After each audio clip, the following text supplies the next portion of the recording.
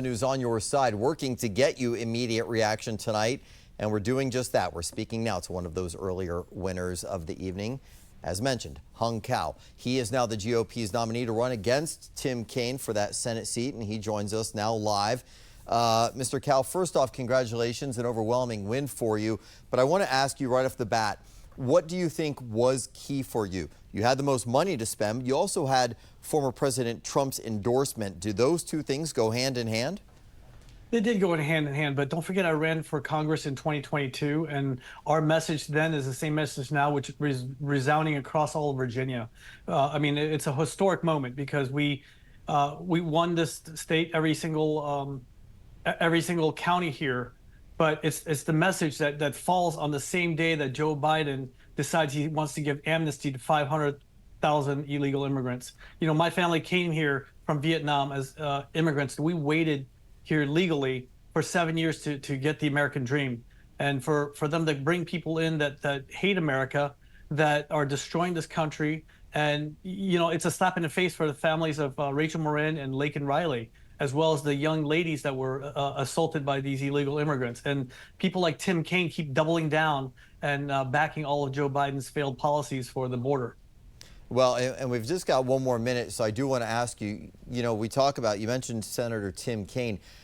A lot of the pundits, and I know you can dismiss pundits pretty quickly if you want because politics is very unpredictable these days, but many of them are saying, hey, look, this is a Senate seat that is relatively safe for Tim Kaine.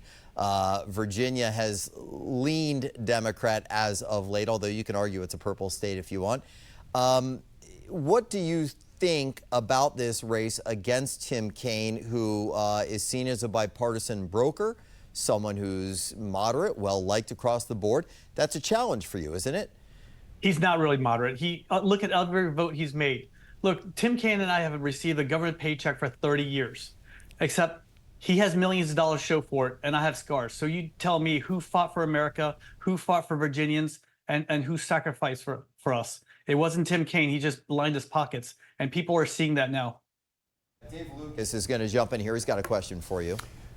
Mr. Cao, first of all, congratulations on your win. Well done on that. I want to ask you about, we always look at polls in my business, and I'm sure in the business of politics as well. And about the only one we've got right now on a potential race between you and Tim Kaine was an impact research poll that was done April 26th through the 28th. So it's a while back, but nevertheless, it shows you about 12 percentage points down. Before all of this, before the campaigning, that's not a bad showing. Can you make up that difference and win in November?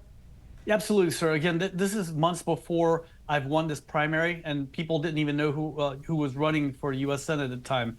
But since then, there's been 7 polls that show President Trump and President Biden neck and neck in Virginia. This is a Commonwealth. The Commonwealth is a state where President Trump lost by 10 points in 2020, and now he's made up those 10 points.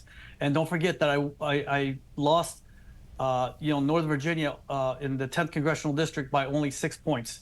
I moved the needle 13%. And that's the hardest place for any Republican to win, is up in Northern Virginia, and I moved it 13% in 2022. How much money are you going to have to raise to make this race? Well, it's the good thing is we have all the money we need. The bad news is it's all sitting in your listeners' pockets right now. But I think this is going to be a $20 million race all around for each person. Thank you. Expensive indeed. It'll be a fight, and once again, a testament that Virginia is always somewhat purple, whether it looks a little more red, a little more blue at times. It's up in the air for a lot of races. Hung Cao, congratulations again on your victory. We appreciate you being on with 7 News 24/7 tonight. Thank you, Scott.